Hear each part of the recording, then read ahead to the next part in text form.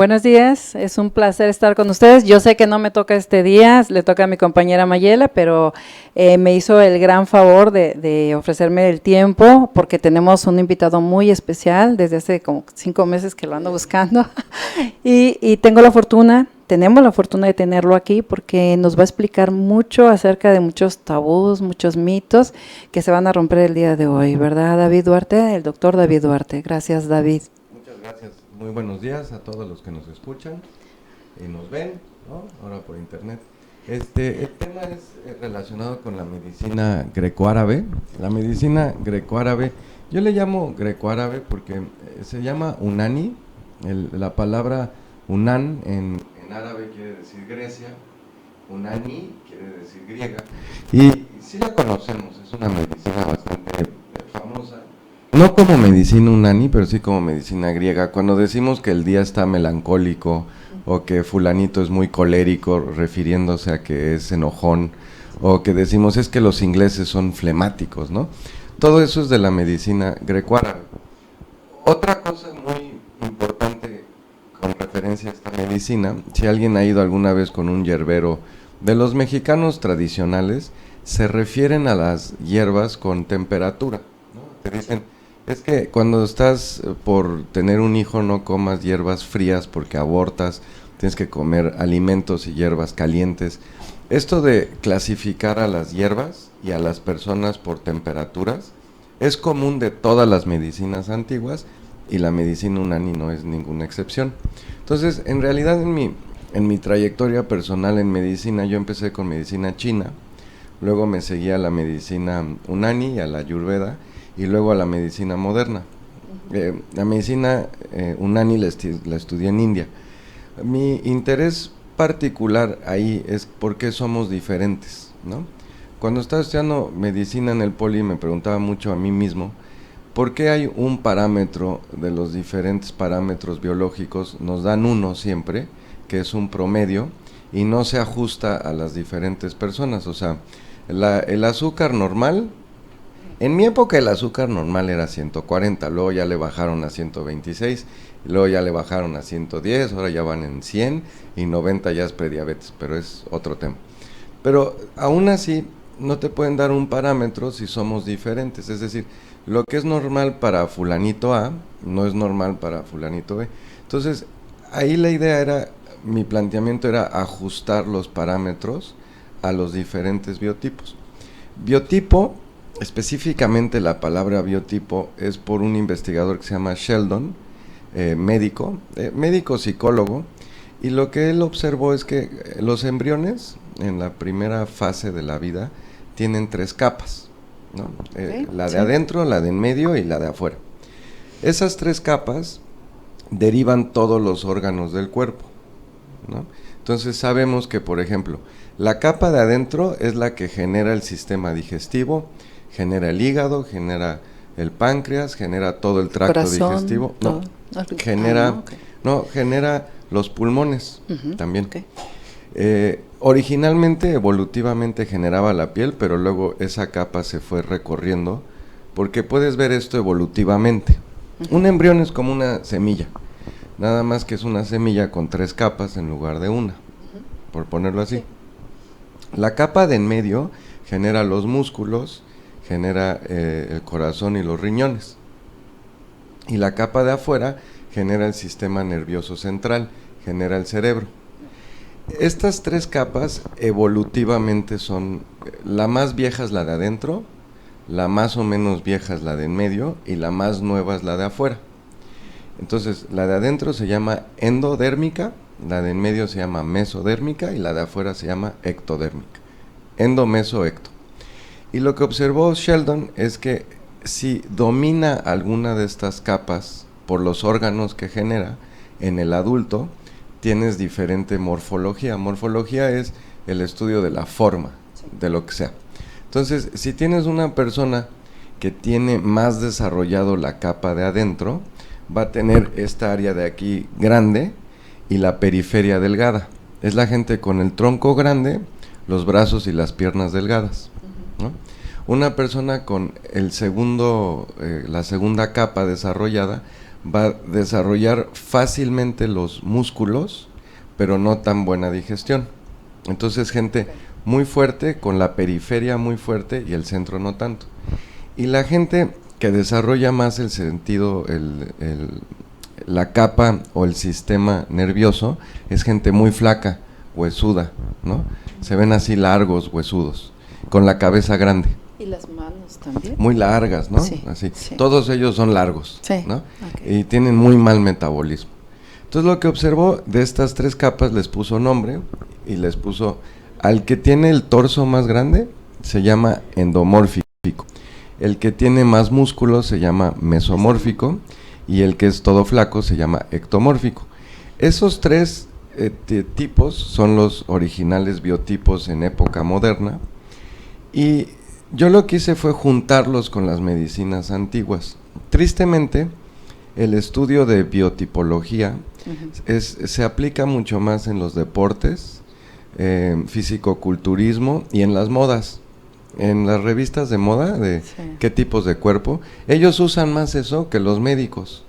No se ha hecho un vínculo oficialmente entre lo que nos pasa endocrinamente, las hormonas, y lo que nos pasa neurológicamente, que nos den esos cuerpos. Okay. Pero sí puedes ver los efectos metabólicos, etcétera. Entonces, el trabajo que he realizado los últimos 20 años, una cosa así, ha sido juntar las tipologías, la morfología, con la configuración neuroendocrina. Sí hay intentos y hay varios sistemas marginales a la medicina oficial, o sea, como al exterior, que han tratado de describir las hormonas en función con personalidades o con tipos de cuerpo. El problema con esos sistemas es que nada más agarran una hormona. Entonces te dicen el tipo hipertiroideo, ¿no? Que es flaco, ojón, ¿no? Acelerado y así. Y tiene una psicología.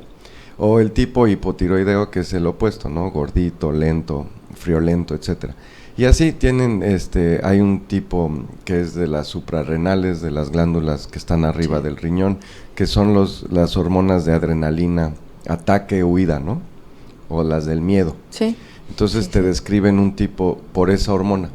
El problema de esos sistemas es que agarran una hormona y dan toda la descripción en función a una hormona, en exceso o en deficiencia. Y eso es incorrecto porque nunca somos solo una hormona. Somos un ecosistema de hormonas y de sistema nervioso. Hay una muy pequeña entre el sistema nervioso y el endocrino. No están separados realmente.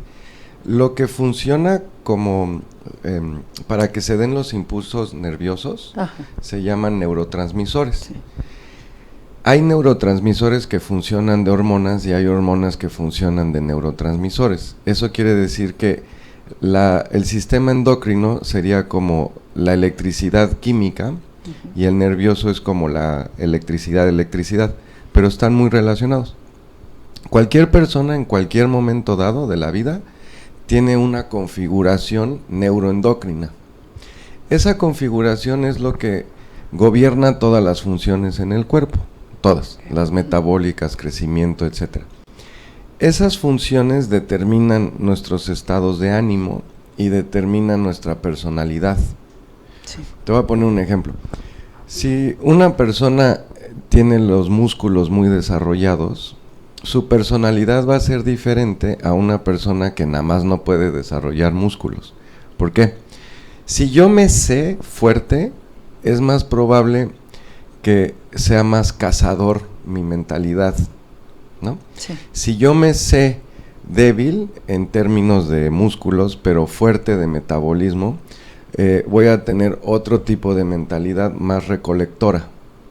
Evolutivamente, el ser humano cuando se evolucionó, había un grupo de humanos dentro de la sociedad cazadores y otro grupo recolectores. Sí. Pero los recolectores es una función que se asocia más a las mujeres y los cazadores más a los hombres.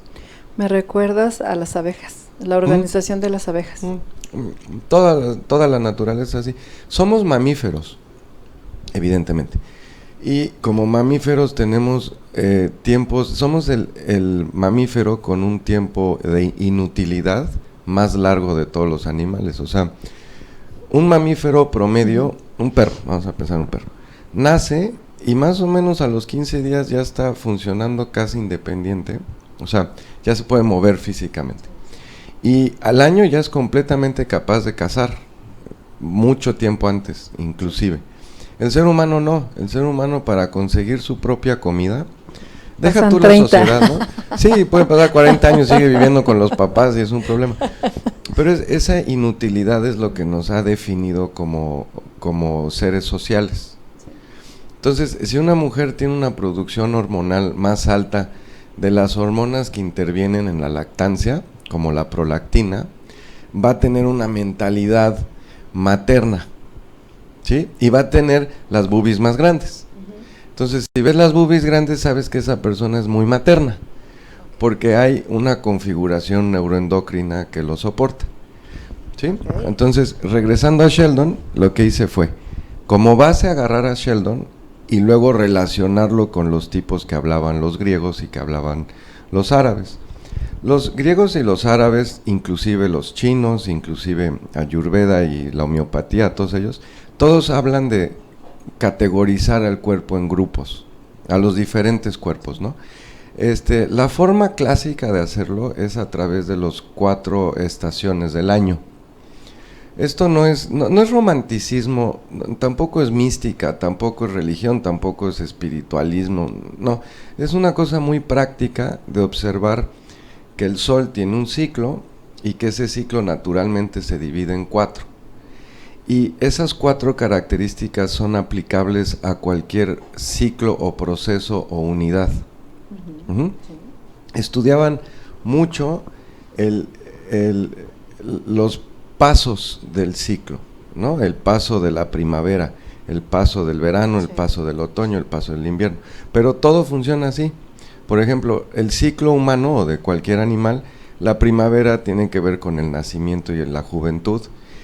El cambio entre primavera y verano es la adolescencia.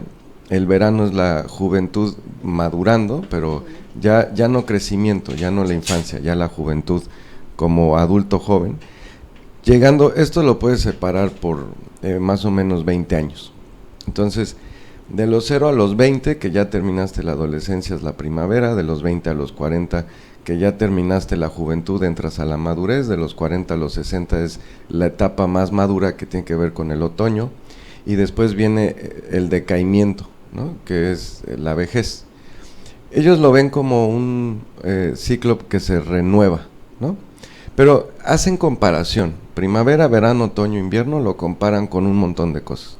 Por eso los egipcios a su libro de conocimiento le llaman el libro de Ra, del sol. La piedra del sol prehispánica, ¿no? Es el calendario del sol, pero no es un calendario, es un libro de conocimiento relacionado con el sol. Es el libro de las mutaciones de los chinos. Los chinos tienen el I Ching. El I Ching es el libro de los cambios. El sol es lo que marca los cambios. Entonces el I Ching de los chinos, el libro de Ra o de los vivos de los egipcios, el calendario prehispánico, todos estos no marcaban tiempo, marcaban las características de un proceso de cambio cíclico. ¿Es también lo que se refiere en los prehispánicos a rueda de medicina? No tanto, me refiero al calendario literal. Calendario, o sea, si tú ves la piedra del sol azteca o la maya, lo que vas a ver ahí es toda su cosmovisión. Lo puedes ver en el calendario Borgia, en el manuscrito Borgia, en el códice. Vas a ver que gira en torno, número 1, al sol. El sol tiene 2 escalas, la diaria y la anual de entrada. Después tenían calendario lunar, tenían calendario de Venus, tenían unas matemáticas muy precisas en torno a eso, pero es primavera con amanecer. El equinoccio de primavera es el amanecer del año. El solsticio de verano es el mediodía del año. El equinoccio de otoño es el atardecer del año y el solsticio de invierno es la medianoche del año. Esas dos escalas se llevan. Y esa la aplicas a la vida del ser humano. Ahora, si una persona tiene más características de primavera, esa persona físicamente es endomórfica. Es decir, independientemente de su edad, la persona que tiene fuerte el hígado va a ser como un bebé en muchos sentidos. Muy buen metabolismo, mucha hormona de crecimiento, ¿sí? El hígado muy fuerte, hasta su personalidad alegre, jovial. Jovial viene de Júpiter. Júpiter siempre se ha relacionado con la primavera y con el hígado. ¿Okay?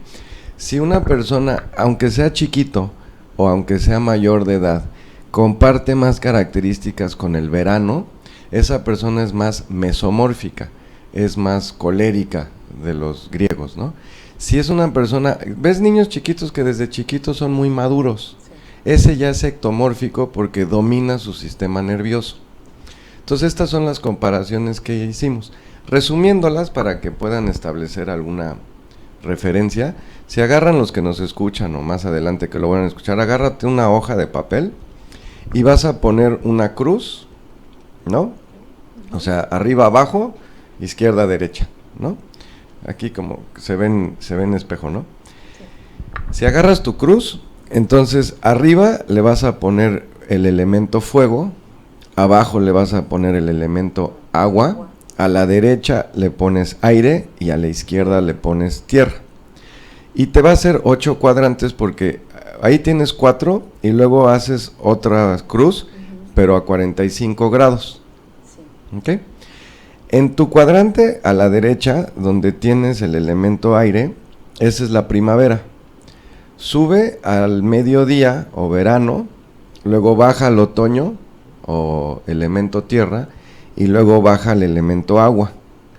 Relacionado con los biotipos clásicos, el de acá se llama sanguíneo, el de la primavera. El de arriba, el del verano, el del mediodía, el del solsticio de verano, se llama colérico. El de la izquierda se llama melancólico y el de abajo se llama flemático. ¿Okay? Si en tu cruz que está a 45 grados, fuego es caliente seco. Entonces vas a poner seco del lado entre tierra y fuego, seco. Es decir, entre fuego y tierra o entre mediodía y atardecer, ahí está seco. Opuesto le vas a poner húmedo, porque es el opuesto. En el otro diagonal, el que está entre primavera y fuego, ahí le vas a poner caliente y del otro lado le vas a poner frío. Entonces ya te queda la característica de cada uno de los 4. Entonces si te fijas, aire o la primavera o el sanguíneo es húmedo, caliente o caliente húmedo. Sí. El fuego, caliente seco. El otoño, frío seco, porque tiene frío abajo y tiene seco arriba. Y el flemático es frío húmedo. ¿Okay? Sí. Relacionado con los biotipos de Sheldon, son 3 biotipos y aquí tenemos 4. Entonces, no casan precisamente, ahorita hablo más de eso, pero te va a quedar así, clavado. Endomórfico está en el cuadrante entre el flemático y el sanguíneo. El húmedo, ese es el más endomórfico, toda esa región. El más mesomórfico es el colérico, así, en línea recta, arriba, ese es mesomórfico. Y el más ectomórfico, flaco, cabeza grande, intelectual, cosas así, es el de la izquierda, el de la tierra. Lo que le falta al de Sheldon es que cuando tú solo ves endo, meso y ecto, faltan las características sexuales secundarias. Las características sexuales secundarias es lo que nos ocurre en la adolescencia. A la mujer le crece la cadera, se le hace cintura, crecen las glándulas mamarias, cambia la voz. ¿Sí? Y hay otros cambios metabólicos. La mujer tiene más grasa que el hombre, la mujer tiene menos músculo que el hombre, la mujer tiene menos glóbulos rojos que el hombre. Y el hombre le crecen los hombros, los pechos, los músculos, ¿no?, del pecho, pelo facial, cambia la voz, etcétera. Pero no a todo el mundo. Es falso decir que a todos se nos hace el cuerpo de hombre o de mujer, porque hay mucha gente que se quedan con cuerpos más andróginos. ¿Qué es andrógino? Un bebé es andrógino porque no puedes decir si es niño o niña morfológicamente. Un viejito, una persona de edad avanzada, 80, 90 años, hombre o mujer, ya también se parecen. ¿Okay? Entonces no sabemos bien si es hombre o mujer en bebés, no sabemos bien si es hombre o mujer en personas de edad avanzada, y también hay razas que por raza no sabes bien hombre o mujer. Y hay otro tipo que literal puede tener 30 años y dices, ¿es hombre o es mujer? Parece de los dos. Esa característica se llama androginismo, no genético. Androginismo genético es que tienes los dos tipos de genitales. No estoy hablando de eso. Estoy hablando que el hombre y la mujer se parecen. Hay actores, ¿no?, que tienen esta característica andrógina, como Johnny Depp, o les llaman, o como David Bowie, ¿no?, que tiene esta característica andrógina. Entonces luego me di cuenta que no había dos géneros. O sea, genéticamente hay dos géneros, hay XX y hay XY, pero eso se llama genotípicamente, o sea, los genes. Sí. Pero fenotípicamente, fenotípico es lo que se manifiesta, la morfología. Hay muchos más de dos géneros. Sí. Le tenemos que sumar el andrógino sexual, el andrógino como bebé y el andrógino de la edad avanzada. ¿Okay? Y eso no lo tiene Sheldon. En sus tipologías endo-meso-ecto no está considerando los cambios morfológicos de las características sexuales secundarias. Y entonces eso se lo incorporé, ¿no? Entonces lo que nos resulta, el tipo más masculino de todos, hombre o mujer, es el colérico que nos queda arriba en fuego. El tipo con más características sexuales secundarias femeninas es el flemático, el agua. Entonces el más masculino es fuego y el más femenino es agua. El tipo andrógino de la infancia, aunque tengan 40 años de edad, siguen pareciendo bebés porque son como gorditos, chonchitos, y ves a un hombre sanguíneo y a una mujer sanguínea y no tienen el dimorfismo sexual que tienen los verticales, el fuego y el agua. Entonces, ese tiene un tipo de morfología sexual de género más como un bebé, porque es redondito, es decir, que tiene más endomórfico. Sí. Y el tipo como de edad avanzada, que es el otoño, es el ectomórfico, ese es el andrógino melancólico. Okay.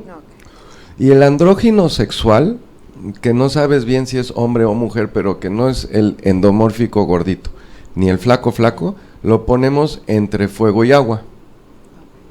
Entonces ya le sumamos a la biotipología de Sheldon otro parámetro natural que es importantísimo en la vida, que es el dimorfismo sexual.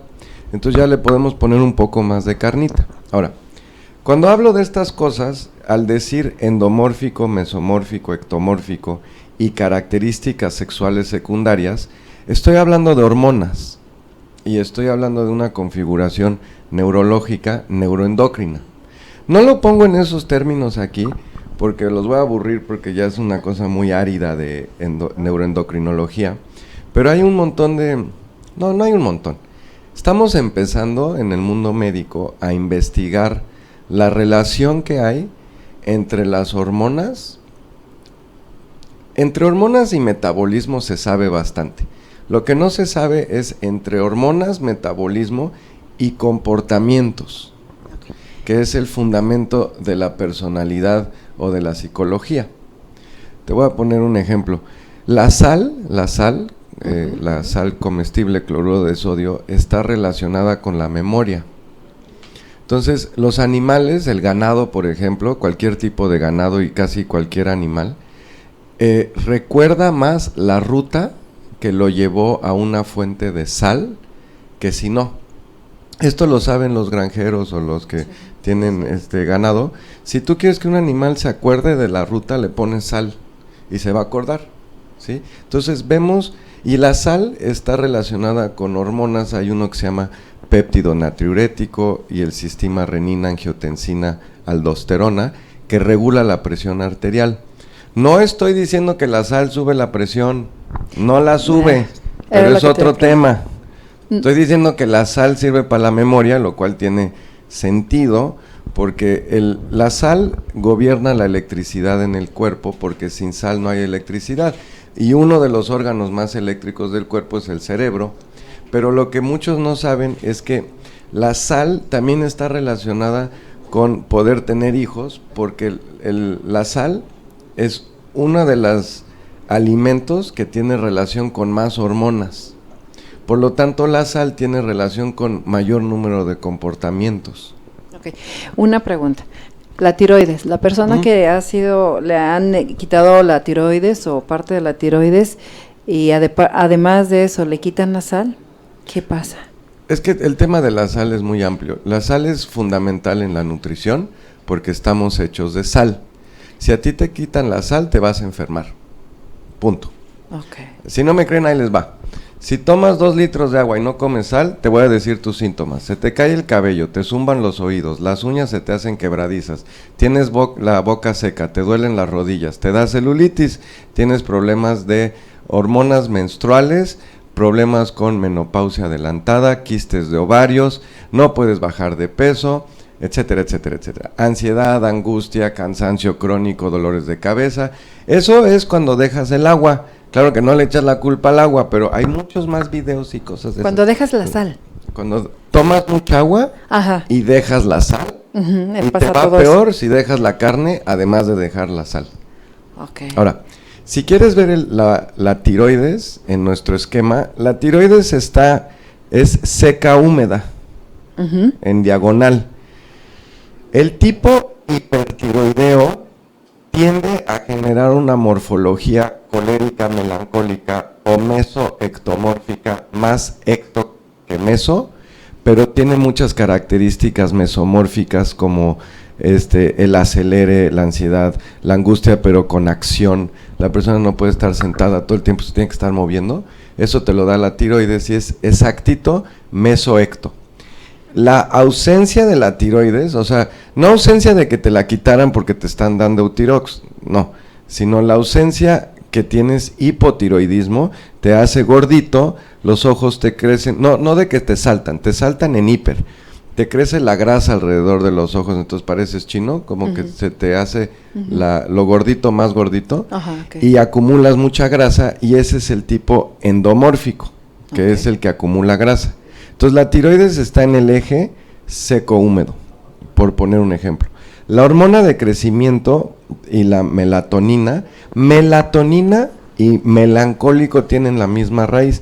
La melatonina tiene que ver con los melanocitos, tiene que ver con las neuronas que controlan el sueño y los ciclos circadianos. Ese nombre proviene de los griegos porque vieron que la sangre roja, ellos decían que la sangre roja, la primera digestión se hace bilis y la segunda digestión se hace melancolía, bilis negra. Melancole quiere decir bilis negra, cole es bilis, y es real, y a mí me impresiona porque la hemoglobina se convierte en bilis y la bilis se convierte en melatonina. O sea, es real lo que decían los griegos, y no me explico cómo podían tener esa profundidad de conocimiento. La observación de esta gente era impresionante, pero bueno, de ahí vienen los nombres. Entonces, sanguíneo tiene que ver con hormona de crecimiento, por eso tienen un metabolismo tan fuerte como un bebé, pero toda la vida, ¿sí? Y la melatonina, que tiene que ver con los ritmos circadianos, tiene que ver con el melancólico. Por eso vemos que la ritmicidad cura al melancólico, y también vemos el opuesto en ellos, que muchas veces tienen formas muy asimétricas en su ritmo, y eso tiene que ver con las hormonas. La testosterona tiene que ver con el colérico y la progesterona y estrógenos con el flemático, pero son configuraciones, ¿sí? No es que si te sale en un estudio testosterona alta ya eres colérico, no, tienes que ponerlo en un ecosistema, en una relación sistémica de configuración neuroendocrina. Lo que quiero decir con esto, para aterrizarlo sencillo, es: tú te agarras un libro de medicina griega, o aunque sea de medicina moderna, y claro que te hablan de los griegos, y te hablan de Hipócrates, y te hablan de un montón de médicos de la época, y claro que si eres estudiante de medicina o has leído un libro así, te van a hablar de los humores: colérico, flemático, melancólico y sanguíneo. Pero si agarras un libro nuevo, te van a hablar desdeñosamente de estas medicinas, como que ya no se aplican, ya no sirven para nada. Hoy tenemos una tecnología extraordinaria y ya los hemos rebasado y no tienen nada que enseñarnos. Y esa idea siempre me ha parecido arrogante y equivocada. Las medicinas antiguas tienen algo que nosotros hoy no tenemos: experiencia, contacto con la naturaleza, intuición, y tienen un titipuchal de experiencia. Hoy no. Además de eso, respetaban, escuchaban el cuerpo, ¿no? Eso es a lo que me refiero. Entonces yo no puedo agarrar 5,000 años de medicina china y tirarla a la basura. No puedo agarrar 3,000 años de medicina griega y tirarla a la basura, sabiendo que han cruzado por la historia de la humanidad gente como Avicena, Averroes, Maimónides, Hipócrates, etcétera. O sea, y otros anónimos que no sabemos, pero nos han dejado un legado en la medicina tradicional mexicana, en la China. No puedo. Entonces, lo que he tratado de hacer, me he esforzado mucho haciendo, es agarrar estos sistemas antiguos y ponerlo en idioma, en términos modernos. Y los resultados son fascinantes, porque si alguien observó algo hace 5,000 años y la observación fue correctamente realizada, que no le metió de su creencia, que no le metió opinión, que fue objetivo al hacer la observación, aunque no tuviera las formas modernas de comprobación, esa observación sigue siendo válida. Lo único que tienes que hacer es agarrar la investigación y comprobarla en los términos de hoy. Y eso es lo que he hecho, y los resultados son fascinantes. Resulta que todas estas medicinas tenían muchísima más razón de lo que nos imaginamos.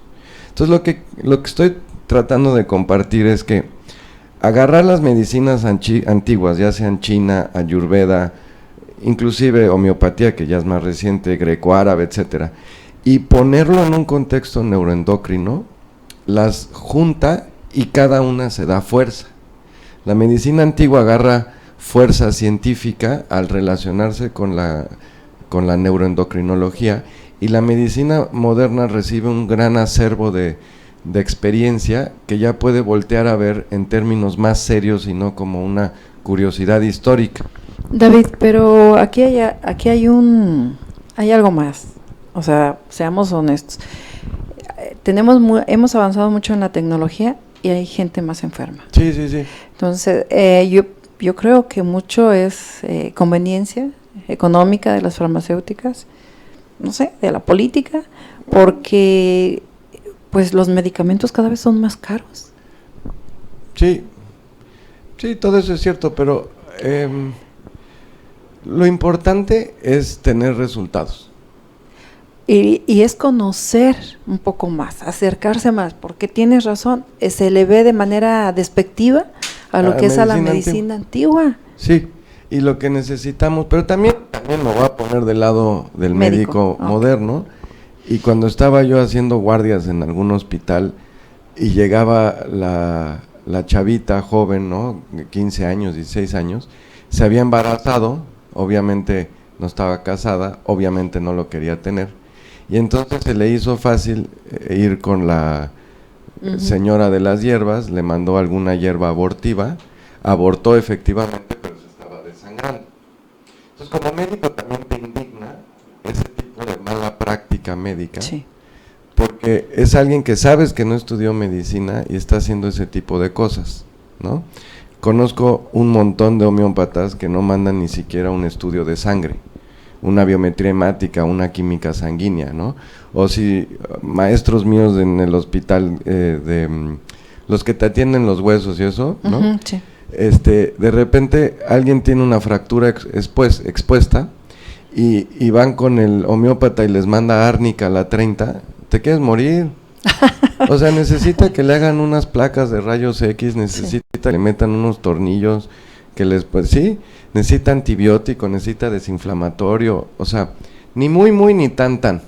Okay. O sea, hay quejas reales dentro de la medicina moderna que tienen toda la razón. O sea, hay un conocimiento básico que a veces las personas se les hace fácil leer un libro de naturismo o leer un libro de herbolaria y se ponen a recetar hierbas y se les hace fácil leer, el orégano es bien bueno para los dolores de los cólicos. Y a mi amiga, mi prima, mi hermana, mi novia o a quien sea, o paciente, tiene cólicos menstruales, le mando orégano y tiene un shock anafiláctico por la respuesta alérgica. Conozco mucha gente que ha terminado en el hospital por shock anafiláctico por orégano. Y entonces el médico pregunta, oye, ¿qué te diste? Pues me tomé un té con 4 cucharadas de orégano. Y vas a decir, médico, ¿quién diablos te dio eso? Está loco, ¿sí? Sí. Entonces, ¿me entiendes? De ambos lados, como que sería ridículo pensar que uno tiene la razón y el otro está mal. Y yo creo que todas estas medicinas tienen mucho que aportarse entre ellas. Por supuesto que la medicina moderna ha hecho cosas fantásticas por el ser humano, desde el descubrimiento de antibióticos, el descubrimiento de microorganismos, el descubrimiento de las vacunas y por supuesto que los avances en cirugía. O sea, yo siendo naturista no me atrevería a desdeñar la medicina moderna. Mi filosofía es otra, es incluir. Unirlas. Sí, hay espacio para todos, nada más hay que saber para qué sirve cada uno. Eso es lo que yo digo. Entonces yo no voy a no utilizar algo porque va en contra de mi filosofía, no. Inclusive cuando veía pacientes con cáncer, muchas veces tenían que seguir con quimioterapia porque era lo único que hacer. A veces la cirugía les salvaba la vida. Y si no hubiera yo mandado esa cirugía, les iba a ir peor. ¿Sí? Entonces, sí, incluyente. No es el pensamiento tan lineal o simplista de decir, estos están bien y estos están mal, siempre. No. Y por eso regreso a lo que tiene resultados. ¿Sí? Nadie tiene mejores resultados en la ortopedia que la medicina moderna.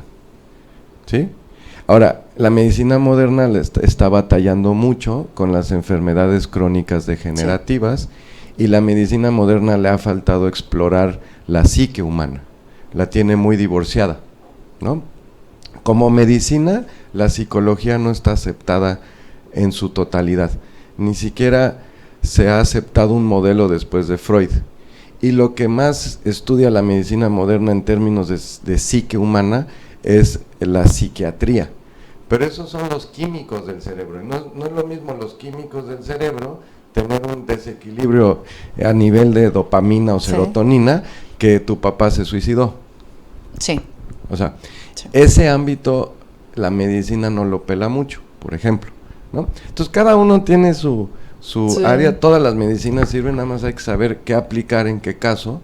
Hay una ley muy bonita para eso y es la naturaleza del remedio tiene que ser igual a la naturaleza de la causa. Si tú te enfermaste por comer mal, no te vas a curar en el psicólogo.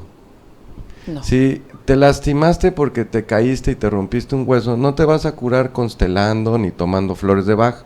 Te vas a curar con un tratamiento mecánico, ¿no? Un yeso, etcétera.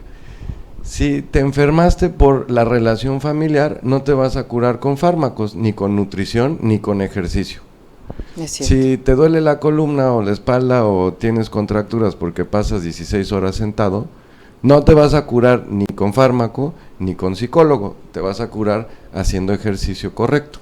O sea, somos integrativos. Sí, y complejos, ¿no? Sí. No complicados, aparte, pero somos complejos, tenemos muchos niveles, ¿no? Sí.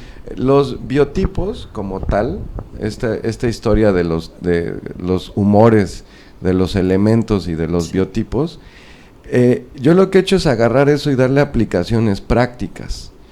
Inclusive el taller que enseño de biotipos es mi favorito de dar porque es el más divertido, pero tiene menos aplicaciones prácticas que los otros talleres. O sea, tiene muchas, pero tiene menos en salud, porque te digo cómo comer según tu biotipo, pero primero que te tuve que enseñar a comer como ser humano. Después te enseño si eres melancólico, colérico, flemático, qué cositas le podemos hacer, pero hay una dieta humana general que es aplicable a todos los seres humanos. Okay. Biotipos tiene aplicaciones muy superiores a nada más la salud. Por ejemplo, la fisionomía, ¿no? Que es el estudio de la personalidad a través de los rasgos físicos, de la cara, de las manos, del cuerpo, aparte del comportamiento no verbal. También está como la serie esta de Lie to Me, de las microexpresiones de la cara y que te están comunicando, es otro capítulo de biotipos. Luego tienes la simbología de los biotipos, el estudio de las culturas antiguas a través de ese lenguaje es fascinante. Pero ya te separaste de la salud. Entonces me encanta enseñar biotipos porque tiene muchísimas más aplicaciones en arte, en psicología, inclusive en arquitectura. Es muy fácil, por ejemplo, yo odio la luz, por ende los lentes, ¿no? Odio la luz, el brillo, me cae gordo, me duele la cabeza, el brillo del sol siento que me hace ruido en la cabeza. Okay. No estoy loco, es un okay, rasgo fisiológico. Sí. Y hay gente que tiene esto que se llama fotofobia, ¿no? Sí. Entonces, no es una enfermedad, es un rasgo de una configuración neuroendocrina, ¿no? Entonces yo voy a buscar casa o cuando estoy buscando que me voy a mudar, y entonces el corredor o corredora me dice, no, y este lugar le va a encantar porque está lleno de luz y no sé qué. Yo creo que a la mayoría de gente le gusta la luz y a mí no. Haz de cuenta que me está diciendo, te voy a meter clavos en el ojo. Okay. Y eso podría saberlo por biotipos. O sea, yo de verte podría saber si eso te gusta o no. Ajá. Y si te digo que, o sea, si te enseño una casa que tiene mucha luz o que no tiene. Pero me quiero pasar a algo más divertido para los que nos escuchan porque es realmente divertido. Voy a hacer un ejemplo y ahorita me paso a esta parte divertida. Pensemos primero en un pino.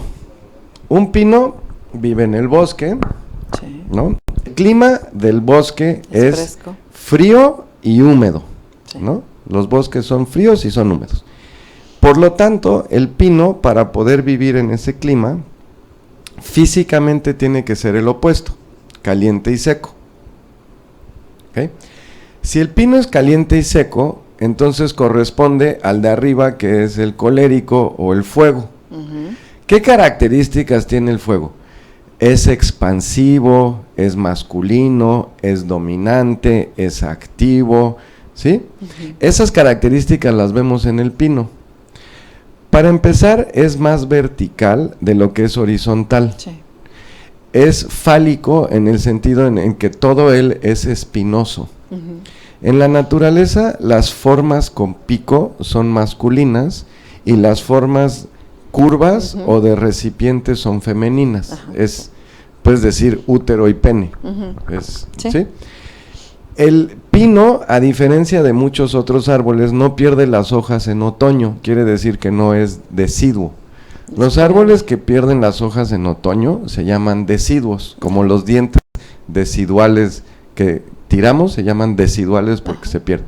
El pino no es decidual o deciduo porque se queda verde todo el año, eso se llama siempre verde. Sí. En términos de las características morfológicas, un árbol que no responde al ciclo de primavera, otoño, invierno y verano, te está diciendo que tiene una personalidad más dominante. Físicamente lo que pasa es que la savia del pino no sube y baja, se queda expansiva. Esa savia tiene una característica eléctrica colérica. Ahora, si yo agarro pino o agarro cote, todos sabemos que el ocote se prende fácilmente porque es fuego. Sí. Y puedo seguir con los ejemplos, ¿no? Entonces el pino es fuego y vive en un lugar agua, o sea, el pino es caliente, seco y vive en un lugar frío húmedo. Caliente, seco, frío y húmedo también lo puedo traducir a términos eléctricos. Lo caliente seco tiene un pH alcalino y alta conductividad eléctrica.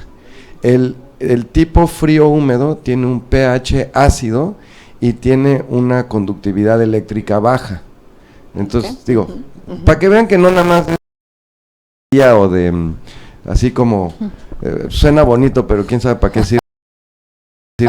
Entonces, el pino vive en un lugar frío húmedo y es caliente seco.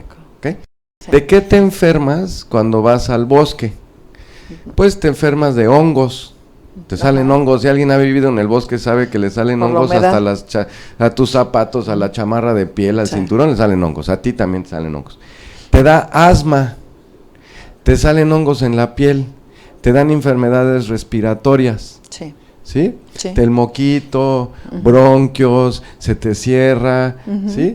Y emocionalmente el bosque te puede provocar estados como miedo o tristeza. Si tú te enfermas de hongos o si te enfermas de asma y yo agarro la savia del pino, te puedo dar un medicamento para el asma y es fantástico, por eso usamos un montón de árboles que viven en el bosque para tratar esas enfermedades, como aceite esencial de pino, de eucalipto, ¿sí? Porque estás haciendo la verdadera alopatía, cura contrarios. La alopatía no es la medicina moderna, eso es un error, porque la medicina moderna no cura por contrarios, es una medicina de sustitución. Sí.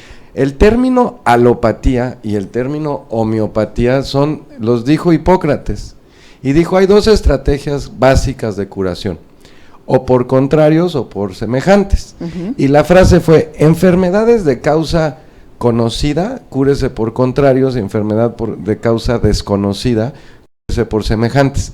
Desconocido y conocido no está bien la traducción sería, enfermedades de causa próxima, por contrarios, y enfermedad de causa distal, por semejantes. Causa próxima es lo que comes y donde vives. Causa distal es el entorno familiar, por ejemplo.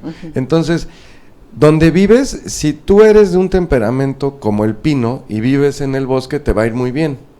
Pero si eres como un temperamento como el pino y te vas a Acapulco, te vas a enfermar. Y eso se tiene que curar por semejantes, por contrarios, perdón. A ver, voy de nuevo. El pino cura a las enfermedades del bosque. Ahora, si tú eres como el pino, eres fuego. Si vives en el bosque, te va a ir muy bien. Si te vas al desierto o a Acapulco, que hace calor, te va a doler la cabeza más que a alguien que tiene un temperamento frío. Entonces, y al revés, si tú eres una persona fría, húmeda, te llamas flemático y en el bosque te vas a sentir realmente mal, ¿sí? Porque tú ya eres frío húmedo, le pones más frío húmedo, entonces te va a ir muy mal. Eso es un intemperamento de causa próxima, se cura por contrarios. Ahora, otro ejemplo. Imagínate una sabilita, ¿no? Es más horizontal que vertical. La sábila crece horizontal, el pino crece vertical. Sí, la sábila tiene espinas, pero tiene espinitas así y tiene un montón de carne. La hoja de la sábila es carnosa. Si la abres, es babosa, parece moco, ¿no? La sábila sensualmente es fría, húmeda y vive en un clima caliente, seco. Ahora, ¿qué enfermedades o qué padecimientos te dan en el desierto? Te duele la cabeza. Quemaduras. Te dan quemaduras de piel y te da diarrea. Y emocionalmente es más fácil que te dé irritabilidad o enojo. La sábila cura las diarreas, se aplica para las quemaduras de la piel, se ponen chiqueadores para los dolores de cabeza. Entonces, otra vez, igual que el pino, el frío húmedo de la sábila te cura los padecimientos calientes secos del desierto, porque estás curando alopáticamente por contrarios. Ahora viene lo par de biotipos. Imagínate que conviertes al pino en persona. ¿Cómo sería físicamente? Sería un alemán, sería alto, la quijada cuadrada, muy masculino, vozarrón, ¿no? Cejas pobladas, algo de pelo en pecho, grandotote. ¿Y cómo sería la Sabilita? Una oaxaqueña. Chaparrita, cadera ancha, mirada dulce, amorosa, fuerte. No estoy diciendo que no es fuerte, estoy diciendo que es femenina y materna y familiar. Y el Pino es muy masculino, muy guerrero, muy colérico, ¿no? Muy asertivo, etcétera, ¿no? Sí, ahora, ¿qué clima le conviene al alemán? Pues el bosque. ¿Y qué clima le conviene a la oaxaqueña? Pues el de Oaxaca. ¿Ok? Ahora, ¿qué alimento le conviene a la oaxaqueña? Okay. Si la oaxaqueña es flemática, le funciona frío, ella es frío húmedo. Le funciona el opuesto, caliente seco. ¿Qué alimento es el más caliente seco? El chile. Los Por moles. eso, Los moles. Los moles, no solo el mole, las salsas, el chile. Diosito, en su infinita sabiduría, sabía que México lo llenó de flemáticos y nos puso cantidades que no hay en otro lado del mundo de chile. México hay más de 50 especies de chile, porque eso es lo que balancea el temperamento flemático. Ahora, si observas hacia el país, te va a quedar muy claro que de la mitad del país para el norte son mucho más coléricos que de la mitad del país para el sur. Entonces, lo colérico regio, eso es mucho más masculino, el hombre tiene un rol mucho más importante y es la parte del país mucho más trabajadora. El sur es mucho más materno, es más familiar, la mujer tiene una prominencia superior, el hombre tiene menos, o papá, y es una región mucho más artista o artesanal. Sí. Así lo podemos ver en el país también, porque estos se aplican todo. ¿Okay? Sí. Ahora, el alemán es como el regio, no le va tan bien con el chile, le va muy bien con la carne, le va muy bien en el bosque y en el frío. Entonces, el colérico en el clima caliente de Monterrey no le va muy bien. No. ¿Sí? Sí. Al regio, les he preguntado cuando doy aquí de talleres, les gusta mucho irse al frío. No. ¿Sí? ¿Les gusta? ¿Sí les a gusta? Los hombres coléricos regios les gusta, sí. Sí, porque el calor no les va a caer bien. A ver, si yo le pregunto al Pino, ¿qué clima te gusta? Me tiene que decir frío húmedo. O si no, se está enfermando. Imagínate que el regio, el Pino, imagínate que el alemán, para que no se confunda, el alemán, yo le pregunto, oye, ¿qué clima te gusta? Y me dice, me encanta el calor. O le pregunto al Pino, oye, ¿qué clima te gusta? Me dice, me encanta el calor.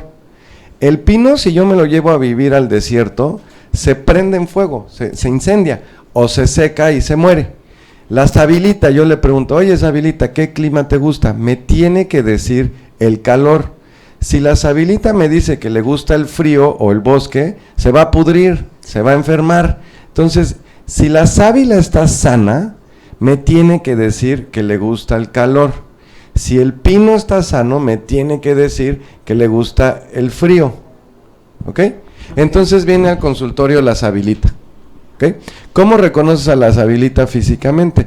Es el cuerpo mexicano tradicional clásico, es no muy alta, cadera ancha, mamas más o menos prominentes, puede o no estar en su peso, no es tan importante, pero sí tiene el cuerpo de reloj de arena característico de las características sexuales secundarias, es el cuerpo más femenino, no es como la francesa toda plana, que tiene cuerpo de niño de 12 años, ya sabes, no tiene boobies, no tiene cadera, parece niño. Sí. La mexicana es el cuerpo que los griegos decían que era el bonito, que es el de la Venus, el cuerpo femenino que tiene las características sexuales secundarias, ¿no? No estoy haciendo generalidades, ahorita hablo a grandes rasgos para que ubiquen, ¿no? Entonces llega la Sabilita al consultorio y le pregunto, oiga, ¿qué clima le gusta? Y me dice, amo el frío. Odio el calor. Está enferma. Va mal. Y luego le digo, ¿y el picante? Lo odio. Está mal. Lo que me gusta es el pan, los lácteos y el azúcar. Eso es puro dulce. Pan es dulce, lácteos es dulce, sí, y azúcar es dulce. Lácteos y pan son dulces por sus características de carbohidrato y por lo que hacen en la digestión. Sí. Si le gusta el dulce, entonces yo le digo, oye, ¿qué pasó con tu papá? ¿No? Y me dice, ¿cómo? Pues, ¿qué tiene que ver? ¿Cómo? Y me dice, mi papá se fue cuando yo tenía 5 años. Papá es picante, papá es calor, papá es lo colérico, lo masculino. Aunque tu papá no sea así, el rol de papá, el lugar sistémico de papá es caliente seco, es colérico, es fuego. Si el papá se fue y la mamá se puso a hablarle mal del papá, ella va a tener un rechazo de todo lo masculino, de todo lo fuego, de todo lo picante, a nivel físico, a nivel hormonal, pues, porque ella tuvo que ocupar el lugar de papá en la familia, entonces por eso rechaza el sabor, porque ya lo tiene de más, y eso le está haciendo daño y se va a enfermar de los ovarios, se va a enfermar de la tiroides y se va a enfermar de la vesícula biliar, y hay un montón de gente que sabe de qué estoy hablando porque así se enfermaron. Entonces lo único que tienes que saber para esto es saber... cerrando ¿se porque acabó el tiempo sí. Entonces lo que hacemos es enseñar si eres sábila o si eres pino, y entonces ya sabemos qué es lo que te funciona o no. Ajá. A grandes rasgos. Sí. Danos tus datos, por favor, David. No me lo sé de memoria aquí en Monterrey, entonces. El ADA nacional es 01 55 52 50 92 80. Lo repito, es 01 55 52 50 92 80. Y luego está la internacional, que es 52 55 52 50 92 80, ¿no? Así nada más. Vas a dar un taller, ¿no? Sí, doy talleres de nutrición y de biotipos. Hay información aquí en la página que es en Facebook, fanpage David Duarte. Ahí viene este logo que está atrás. Y luego está también, nos pueden mandar correo. El correo es muy fácil, es info, como de información, info@saludentusmanos.org, y ahí les damos todos los datos de lo que necesiten. No puedes ir a consulta sin ir al taller de nutrición, porque es tan choqueante lo de nutrición como que sí debes de comer sal y debes de comer carne y todo eso, no debes de tomar agua, etcétera. Entonces se necesita un taller previo a la consulta. Y ya de ahí ya puedes tomar el de biotipos o de lo que sea. O sea, primero tienen que tomar el que dices de nutrición, ese es como el primer módulo, y luego ya los demás biotipos. No están seriados, nada más que el de nutrición sí. Es importante. Sí, porque ese es el primer paso que hay que dar, ¿no? Ya corregir lo de nutrición. Perfecto, no, hombre, pues fue un honor, gracias. Muchas gracias a ustedes y bendiciones, cuídense mucho.